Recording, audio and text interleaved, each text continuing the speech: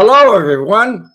Here we are, October 16th, 2023, and I am Red We Met. Today, I thought we'd talk about, let's say hi to some folks here first.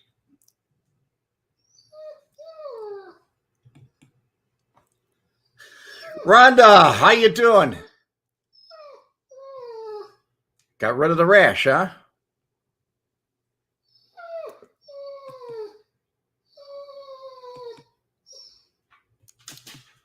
Jim Davison, how you doing? Or Bill Davison, I'm sorry. Julie M., good to see you. How you doing, sweetheart? And on top of the day to you, John Cooley Jr. Little Nuggles, hello. Hello to you and to everyone.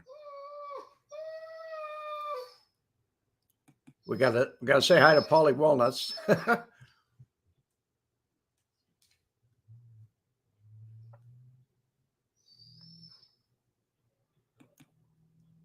Ryan Brown, hi Red, can't wait. This is going to be an interesting topic. Yes, it is. Very interesting. I think it is. Corey, welcome. How you doing? Well, why don't I start at the beginning? From my knowledge, in the very beginning, I first met Silas, Jayne, at Ken Hansen's stable. At that time, it was called Sky High Stable. It was at 17201 South Central, and he was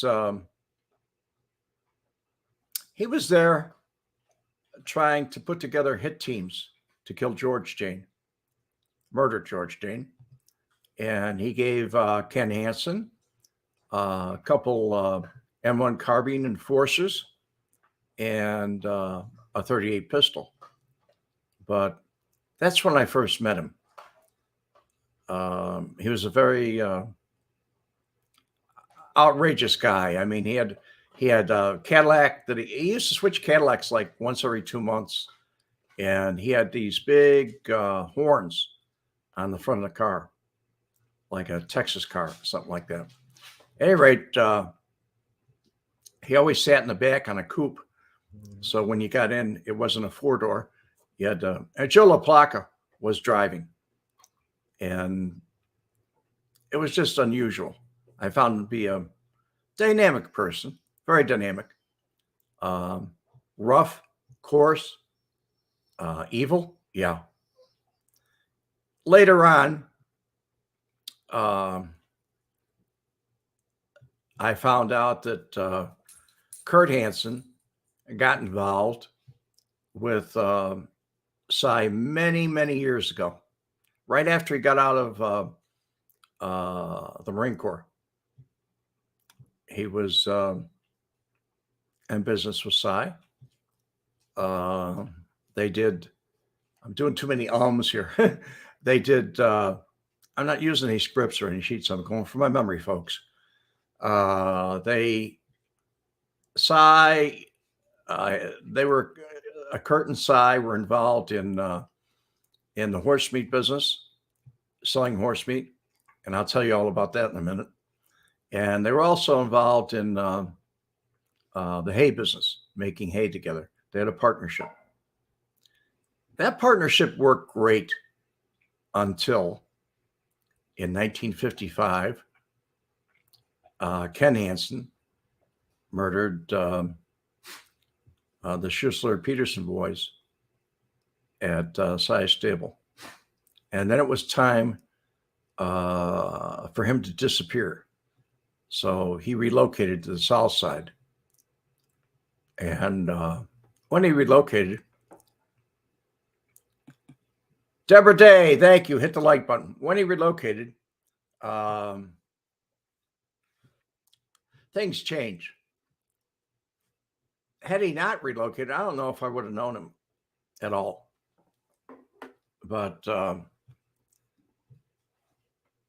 the story from there was It was bad. It was bad. Um, Hanson had gone to get a business degree at the University of Illinois, while his wife mucked out stalls and what at that time was called the Broken H. And the reason why it was called the Broken H was the Hansons had broke. Ken Hansen, Kurt Hansen, had a major falling out over the murder of the Schussler Peterson boys. It was kind of a strange thing at the time, but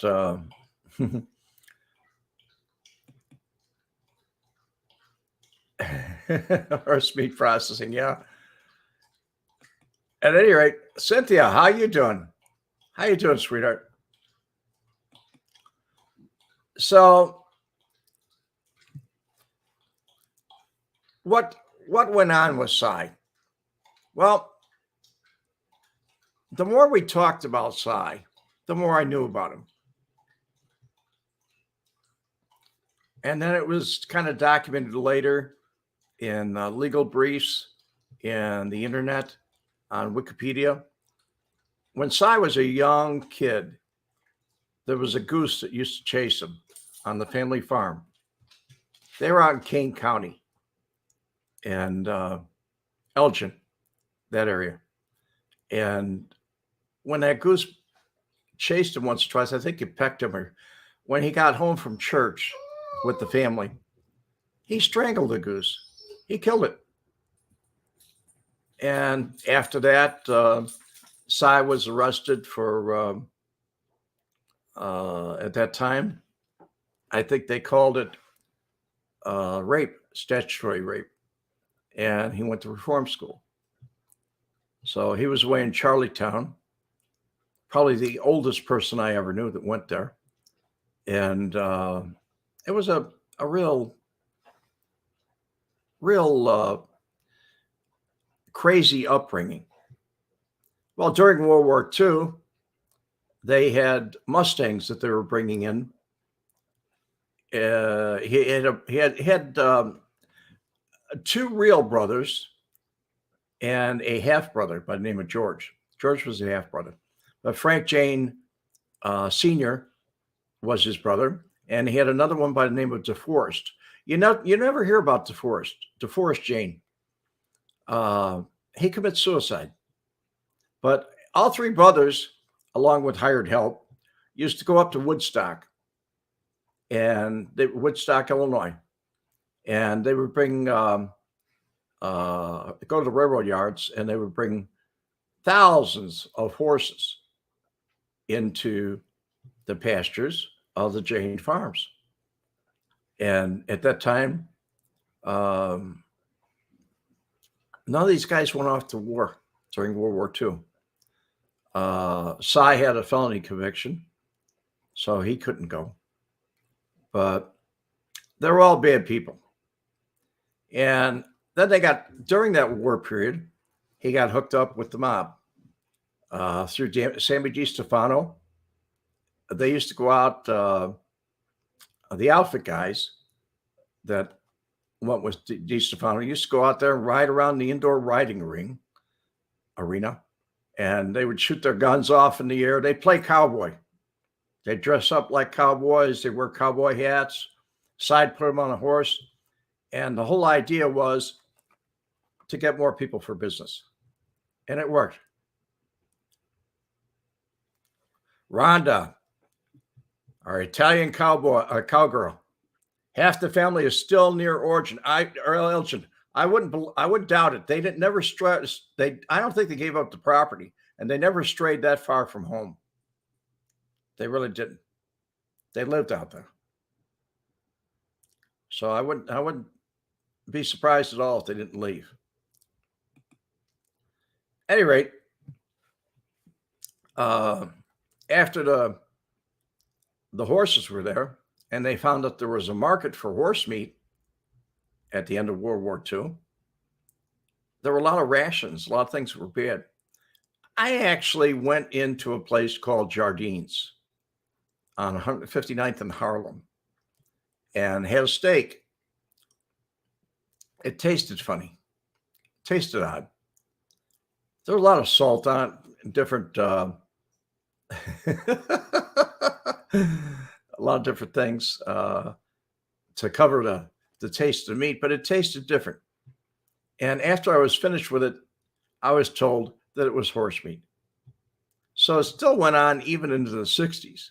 It just depended on where you were at. But Cy headed up what they called the Jayne gang. And Frank Jayne Jr. was at his bequest all the time. I mean, he just went along. He went along with family. Frank Sr. was kind of the brains. I mean, this guy, he'd make course deals left and right. And actually, Cy would talk to him, Ken Hansen, about buying a horse. But when he went out to pick up the horse, it was Frank Jayne Jr.'s barn, and the horse would be over there. So the deal was made over there. At that time, some of the horses that Hansen picked up were like, I don't know, $200-300, and Hansen would use them on livery, rental, and sell them. But also one of the activities that went on out there was they had a big riding arena, and they used to play polo in that indoor riding arena. And I saw Hansen, Ken Hansen, in boots and breeches, riding English. He liked to ride English. He didn't ride Western. And a lot of people said he just wasn't up to the quality of the Jaynes and the Jayne image, the Hartman trailers, the Horseman's Chronicle that Cy used to take big ads about his horse shows and his horse ponies or horses that he would sell. Cy was kind of their biggest supporter back then. So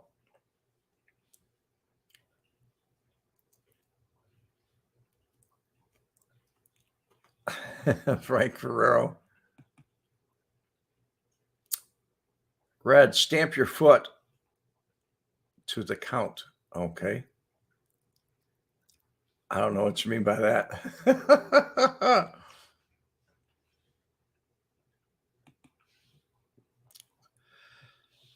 Rhonda, horse meat price went way up at one time. Horses were stolen and sold for meat.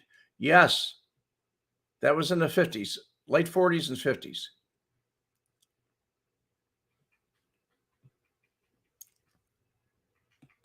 Pete, we may get that to that in a while. It has nothing to do with this, but we may get on to an open QA. Let me finish my story about Cy Jayne first. Okay? Thank you.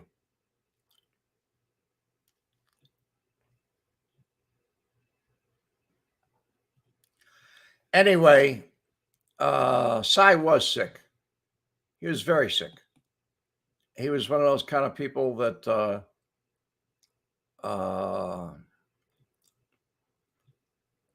I don't know. He had such a bad reputation personally. He just didn't want it to be public. He just did a lot of bad things. Really, it was bad. But the story ends up, it goes into a tale, and like any story.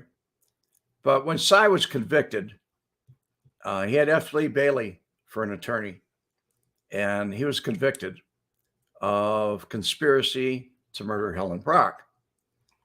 When he was convicted, it was one of those things that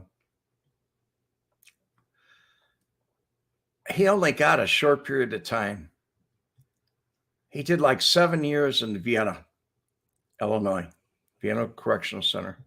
And when he did, Frank Jayne Jr. was running Northwestern Stables in Morton Grove. I believe that was Austin and in Morton Grove. And that's where they were conning people. And Bob Brown was involved too.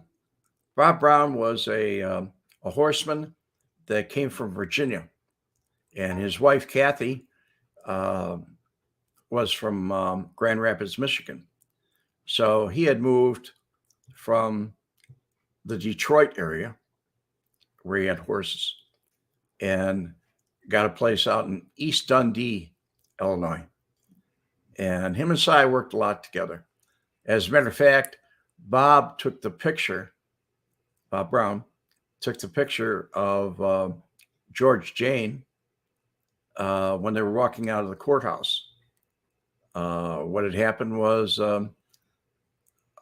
George had hired a retired chief of police as a bodyguard and security.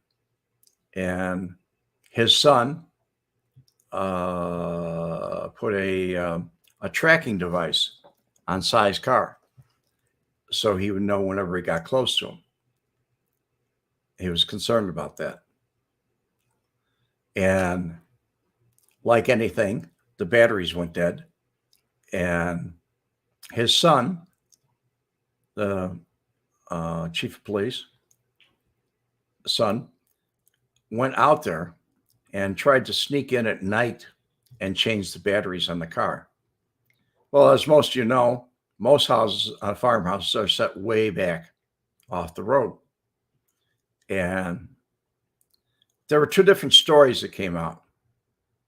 One was Si claimed that in the beginning, not in court, but he claimed that somebody came up and shot through his door. And he had a like kimono type robe on. And he said one of the bullets went right through his robe. But what he did was he shot Michelle. And when he did shoot him, it was bad. He shot him in the leg. Then he shot him. He reloaded. He used a carbine. He used several pistols and a .22. And he shot him multiple times. I mean, I forget how many times it was. 18 times, 20 times. And the guy was begging for water. And Si was just torturing him. And every so often, it took a long time, maybe 3-4 hours of torture. And the guy was begging for water. I mean, he was dying. And finally, Si put him out of his misery. Well, when they had the inquest and everything, Bob Brown went up to the courthouse and took a picture of George Jayne, who was at the inquest. And that picture was passed around to everybody, including myself. So we knew what George looked like. And eventually George was murdered. And that's a whole other story. But the place when he was in Vienna, I'm jumping all around here. When he was in Vienna, he had his brother Frank Sr., Frank Jayne Sr., visit him quite often. And he would keep him up to date. He had his own little cottage, and he built a place on the penitentiary. He built a place where he could train horses. He built a barn there. And he really had it easy. I mean, real easy, 7 years. And he notified, Frank Jr. notified that they were having a problem with the candy lady. And the candy lady was Helen Brock. And so I was told by many people, including court reporters at the time, that Si actually told his brother, we have to get rid of the candy lady, Helen Brock. She's got to go. And as a result, we have the Helen Brock murder. And Her body's never been found. No, there's no evidence of anything. It was just a bad thing all around. So, Cy was an animal. In the 60s, I went to see him. I went to see him at Blue Ribbon Stables. He was not the kind of person you really wanted to know. He was a bad person. Many times, parents would complain that their daughters were molested by Cy. And Cy's favorite answer to the parents would be, your girl has been fooling around with every guy in my barn. She's got a reputation. If you want me to put that on the street, I will. But it'll come out in a trial. So everybody was afraid of Cy. He was a bully, a real bully, a real something else. His connections with the outfit, he was kind of like Sam DiStefano. The outfit really didn't want to accept him, and he didn't want to be a part of them, but he liked to use them for horse meat and other connections.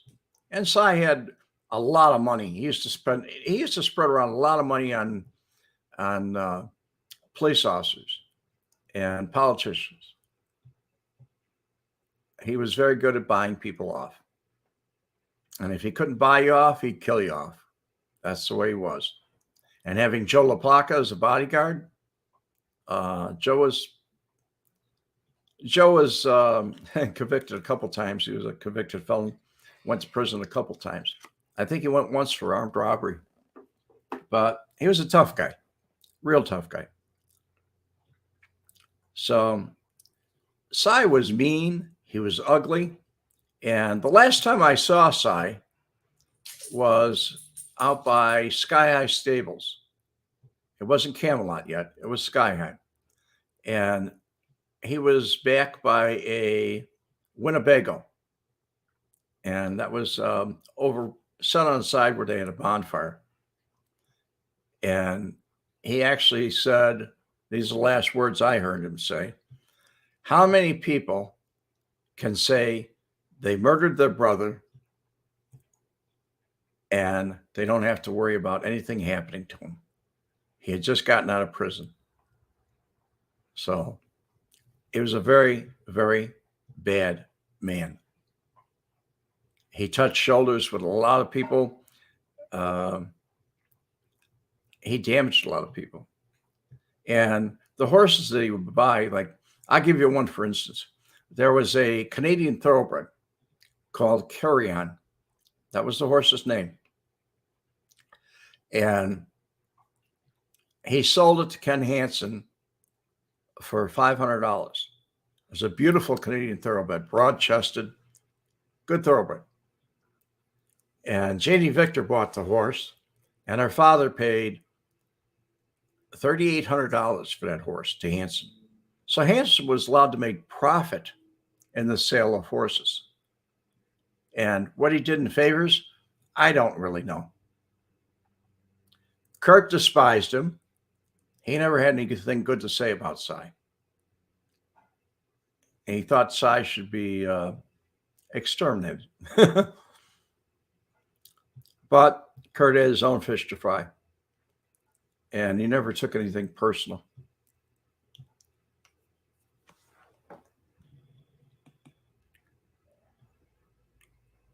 John Wallace, hello from Albuquerque. Well, hello.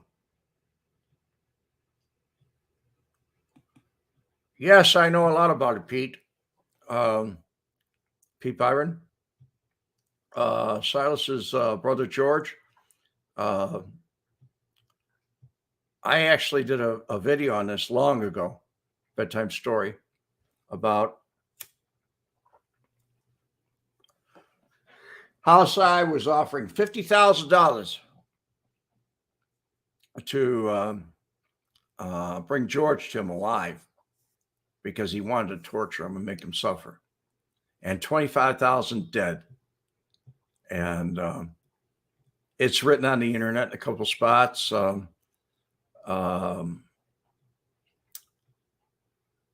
I was named as part of the hit team one of the hit teams. There were three, and we failed.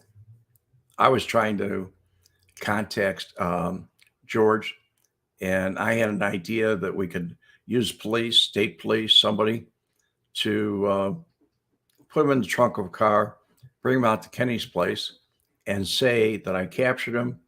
I give them plenty of time to get there before me, and I pop the trunk, and there would be an undercover agent, or there would be somebody there, and they could arrest Cy. But it didn't happen that way. Cy was just dangerous. As far as DeForest, Jayne, he commits suicide on his wife's grave. He loved her dearly. I never met him.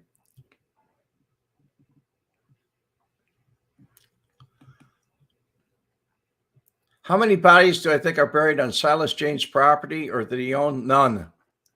None at all.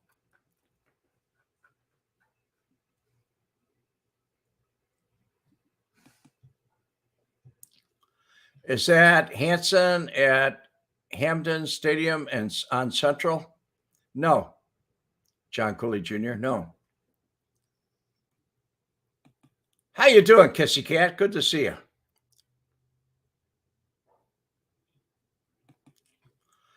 Roy Munson, on my way to Sicily tomorrow. Very good, buddy.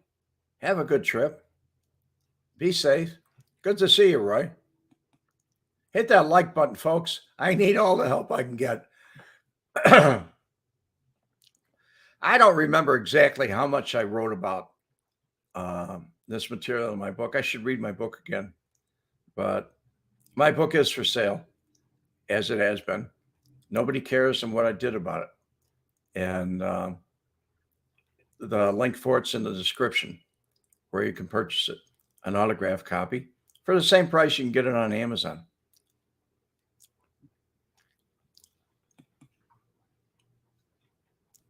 Like and share some of your friends. Hope you're well. Thank you, Roy. God bless you. RV Doc, how you doing, buddy? Hope everything's well by you up in Channel Lake. I think you're in Channel Lakes, aren't you?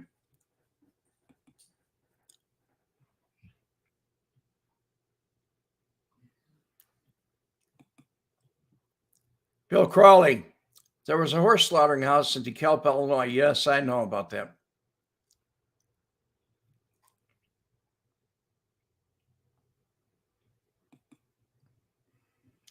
Howard Harmon. Another really good story. Someday I'll tell you about my brief time in Chicago in the 60s. That would be nice. I'd love to hear about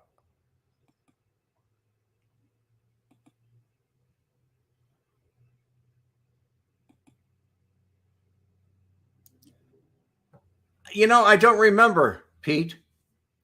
I really don't. It's been so long since I read my book. I can't remember. I have a lot of things going on in my life just like you do.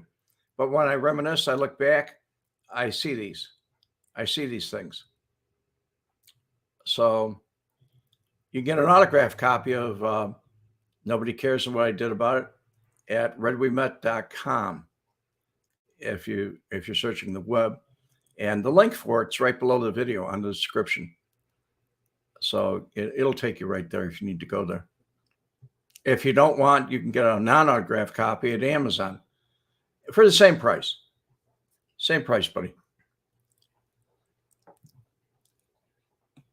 You already got one. Okay. Well, I don't remember. You can look in the book and see. I really don't know. Red, if you could get anyone to play you in a movie, who would it be? I have no idea, because the young people today, they'd have to play me when I was younger, because this happened years ago.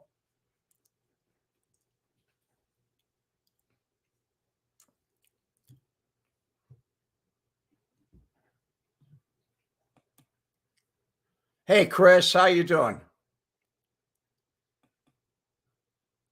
RV Doc, yeah, the Channel Lakes campgrounds are shutting down for the winter. I don't doubt it. The party's over. Back on your heads in the snow. It's coming. Be safe up there. Don't freeze.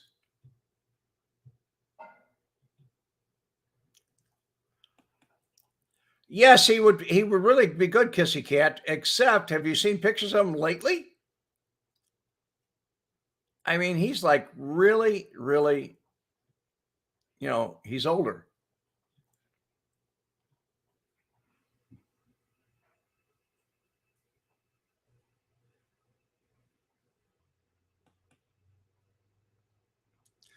That's right, Pete. The three Reds doing a bio on you. You're right.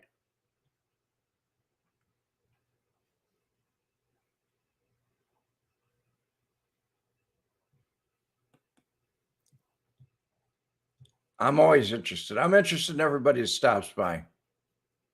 Please hit that like button, folks.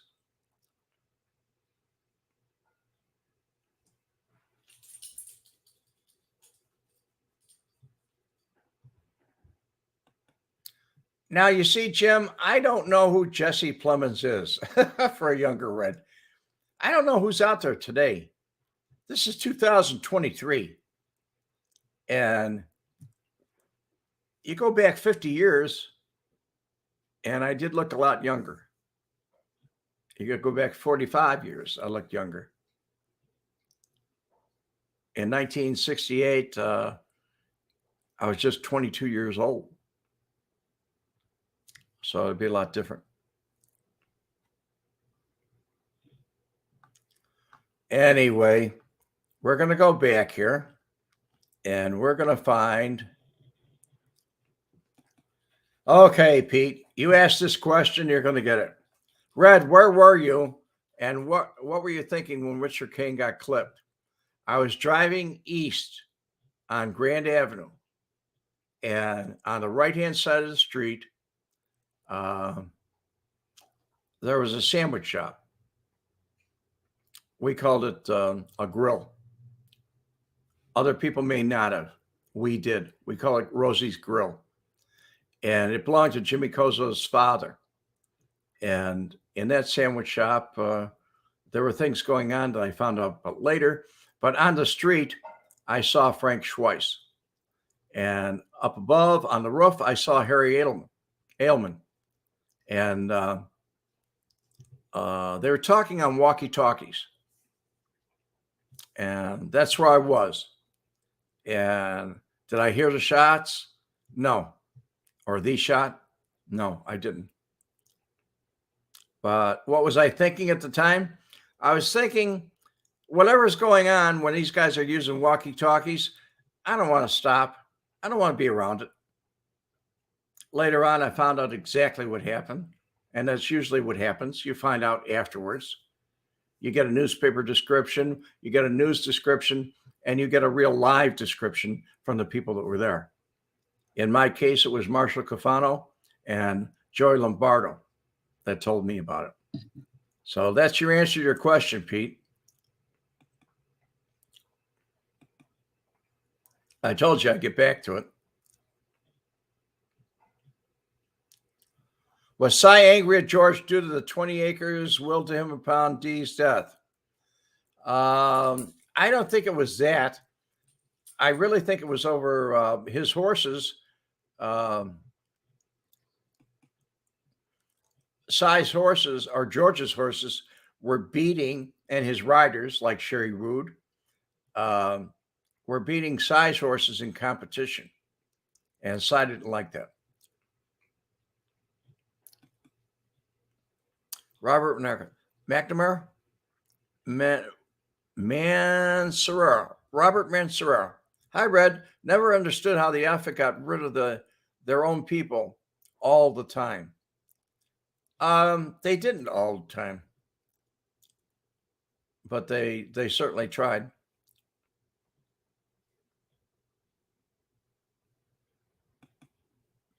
Kissy Cat. Red, did the mob kill Ronald Rudin? He was found in the trunk of a Cadillac. I really don't know. I really don't know, Kissy Cat.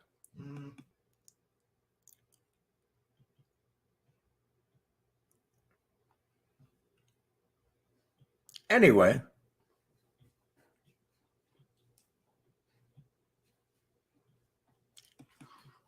George Wilson. Hello, Red. My dad used to take us on the weekends to Blue Ribbon Arena. Yeah, it was Lake Cook Road, and rode on Saturday nights. Yes, I was at Blue Ribbon. I remember it well. Cy took it over. There were partners involved in that. They filed bankruptcy, but Cy just went and took it over. That was the way it was. Cy was something else.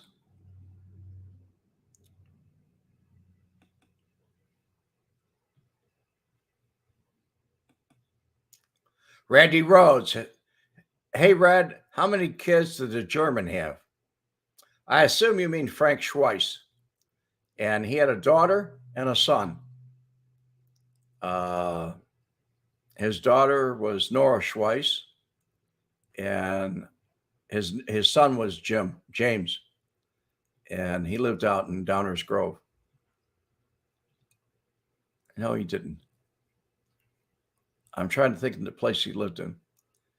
Frank was living with him when he was arrested because they found $100,000 of stolen money in Jim Schweiss's home.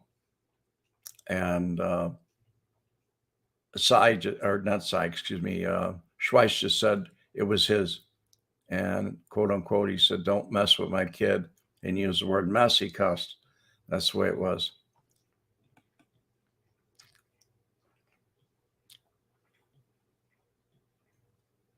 Gold Getter. Hi, Red. Good to see you today, sir. I was wondering if Tony ever told you about the Black Hand coming. No, he never told me anything about the Black Hand or his father or anything that Frank Collada told you. No way. It just didn't happen.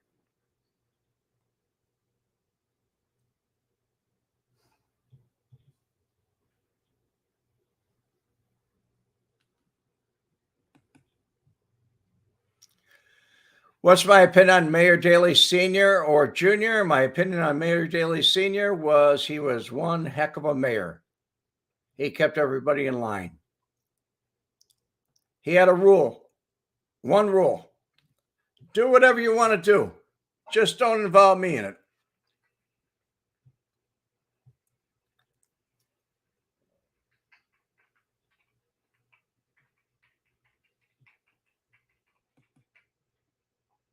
Pete Byron. Red, if you can bring me back with your connection to the stables. It started with Kurt. Kurt had horses out in Valley View Yak on in Frankfurt on US 30 or Lincoln Highway. But from that, Ken Hansen had stables, and that's what got me involved that way. Through the Hansons. Kurt Hansen was my way in, so to speak, to the mob.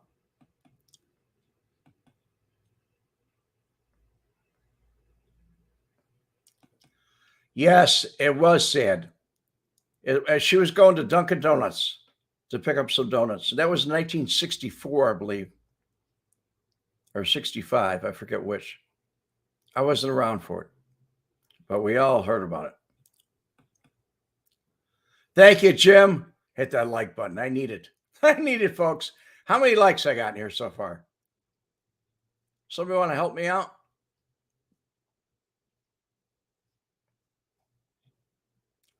I appreciate it if you would. Red, gotta go, but waited up for the show. Absolutely shattered. I'm tired of working a 15-hour shift today. Good night. God bless. God bless you all. Good night, Roy.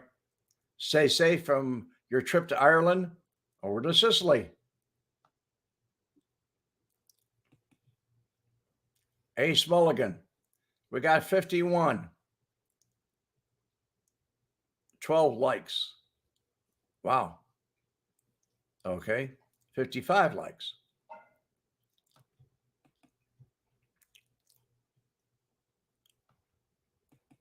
Well, everybody's using a different device. So it is what it is. But anybody want to know anything or answer any questions about Jayne?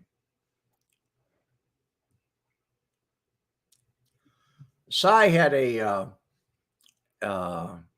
big ranch in Australia, cattle ranch, and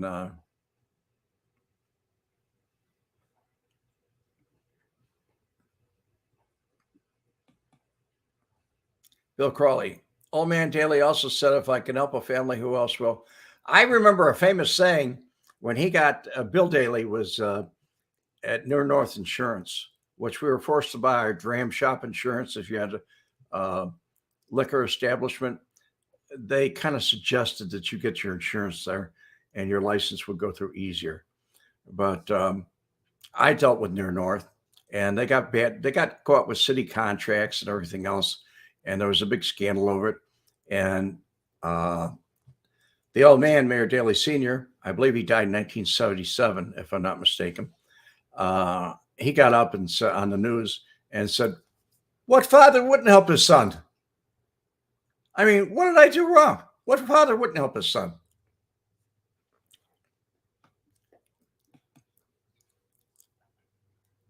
Little Lurls, I bought a book from Red. He signed it too.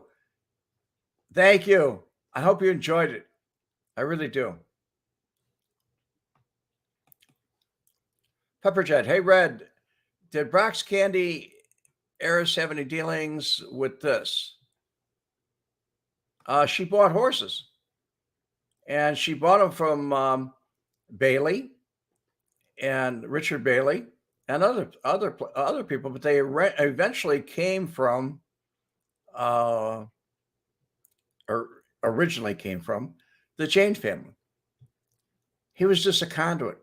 He was a fall guy. He was a patsy. And when he went to prison, that was the end of it. Kissy Cat, what did it take for a liquor license? At that time, it was $500, $550 in cash for a 2 o'clock license, and add another $500 on for a 4 o'clock license. And on Saturdays, that ran to 5 o'clock in the morning.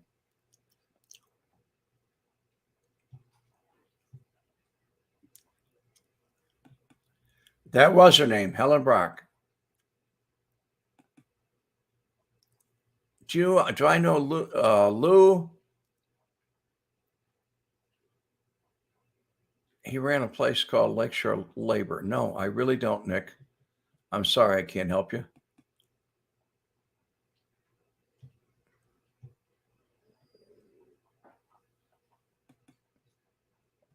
Ryan Brown, did the feud between Silas and George begin because George's daughter beat Silas' horses?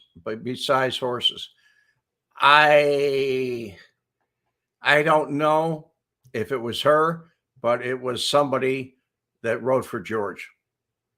And he was constantly his horses were constantly getting beat. Constantly.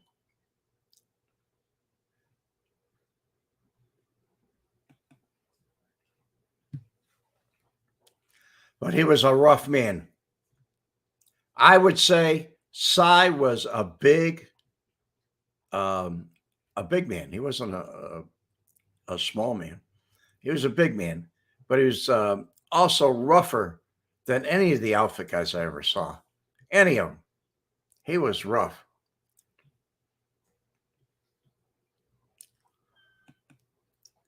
Jayne's cellmate said that Jayne was allowed to keep his horses at the prison stable. He built the prison stable and ride unescorted into a nearby town of Whiskey. I don't know about Whiskey, but I do know he did build that stable and on the state property, and he did have his horses there, and he rode, or he just did whatever he wanted to. I mean, he probably dropped $1 million on the warden. He had that kind of money.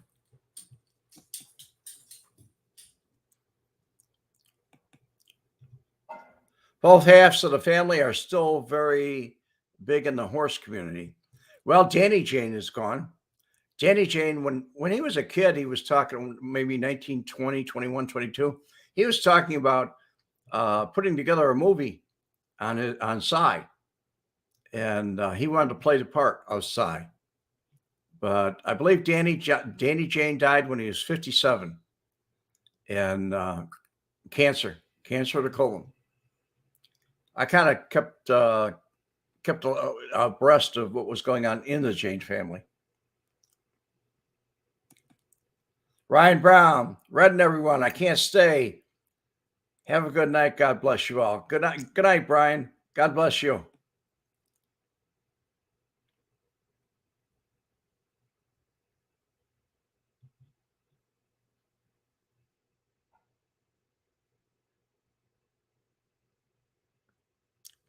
So anyway, that's my story about Silas Jayne and answering your questions if I can. I want to thank you very much for stopping by on my Monday show. And I also want to say it's not exactly what everybody might want to hear. Rhonda, you are correct, Red. Yeah, I am, Rhonda. I know what I'm talking about. It's no joke. I really keep up with that. Good to see you, Scott H. Pepper Chat, this has been answered. I did a video on Helen Brock. Does anyone know what happened to her? Yeah. It's in one of my other videos. It's named Helen Brock on my channel, this channel. So the whole story is right there for you to listen to.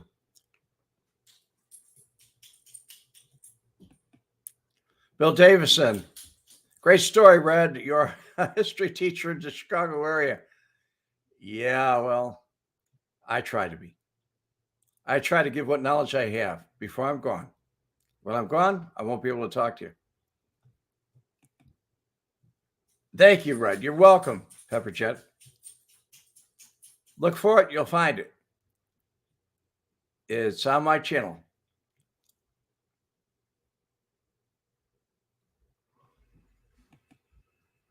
George Wilson, we should all meet over at Jim and Pete's on North River Road, or River Forest, excuse me, North and River Forest.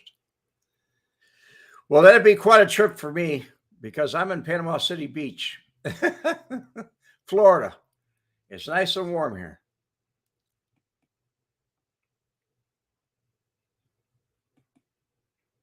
Rhonda, does the stigma of the family's treacherous past still follow them today, or are they disconnected themselves from it? That's a good question, little Nuggles. I don't think they could ever disconnect from that name. If they would, they'd have to leave Chicago. The Jaynes are the Jaynes. They'll tell you a different version of the story. Rhonda's got the answer for your question right there. The legacy of the name still exists. Probably always will. If I was a Jayne, I'd change my name and disappear. I'd definitely leave Illinois and the whole Cook County area. I'd go to a faraway state. Thank you, Kissy Cat. I appreciate that. Thank you so much. And Little Nuggles, thanks you, Rhonda.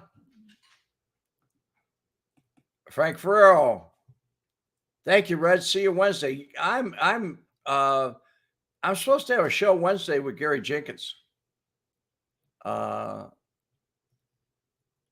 And if you don't know who Gary Jenkins is, he has Gangwire live out of Kansas City and also Gangwire podcast.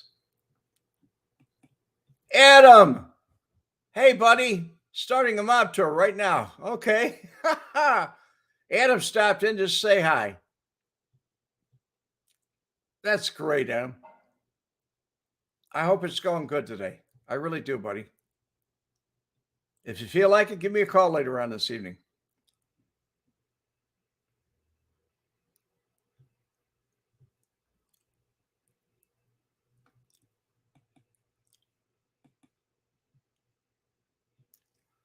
On my channel, Jim, I'm having Gary as a guest.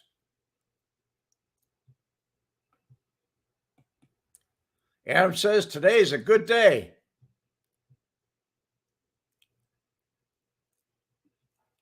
Julie M., glad to see you, Red. Glad to see you too, Julie. I hope you're feeling well.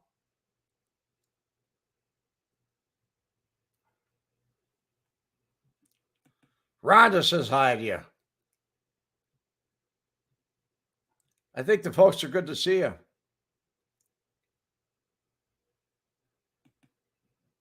Kissy Cat, set your bells, guys. Get that show on a tour.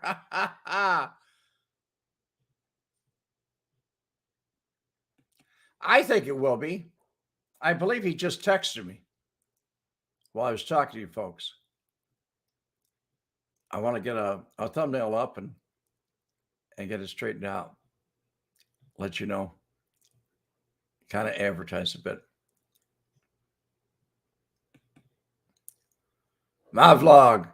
I hope to meet your son, Kraut.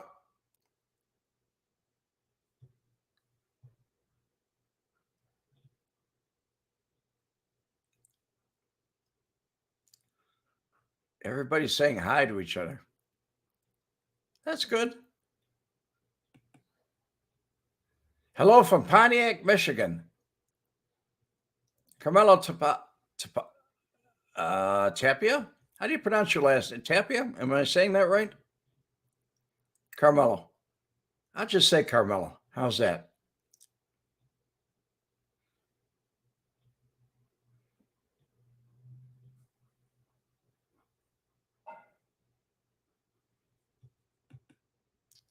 The Kraut.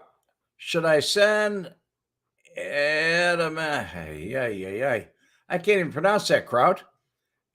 Bill sent me that. The Kraut is Bill. He sent me a beautiful model of my GTO that he put together. And some of you people know what that is and some don't. But it is what it is. It's right behind me here, as a matter of fact. Which way? This way.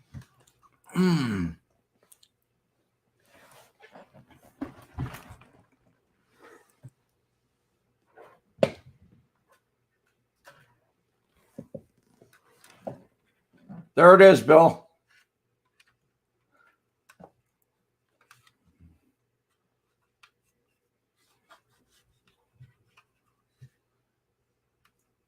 There's a steering wheel and everything else.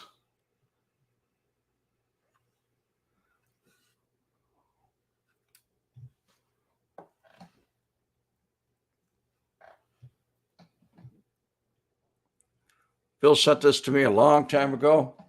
It's getting dusty. I keep it right there on the table behind me.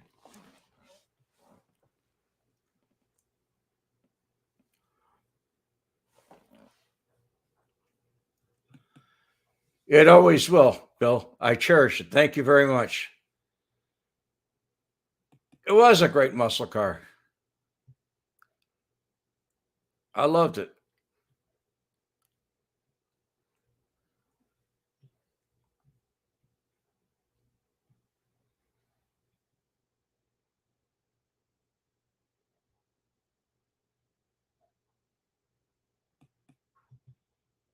My vlog, 57 Chevy, red with white highlights.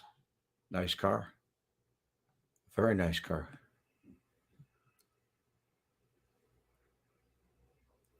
Gary is a good guy. Gary Jenkins is one of my favorite.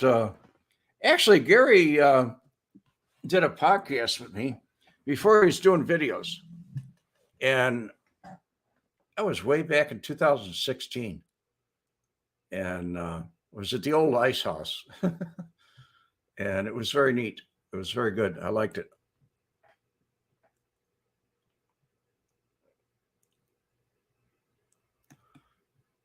Julianne, love the GTO. Thank you. That was nice of Bill to send it to me, or Kraut, whatever you want to call him. It was very nice. Well, thank you all for stopping by, and have a great night. Have a great, enjoy life. And maybe I'll see you Wednesday. I'll be here, and hope to see you then. The combination of the videotapes and Ouimette's testimony resulted in the conviction of 2 men on extortion charges. One of them was Frank Schweiz, known in syndicate circles as the German, a feared mob terrorist and a suspect in a number of gangland murders. He was described to me by other outfit individuals as the most feared hitman. And as he said to me, my reputation precedes me, son.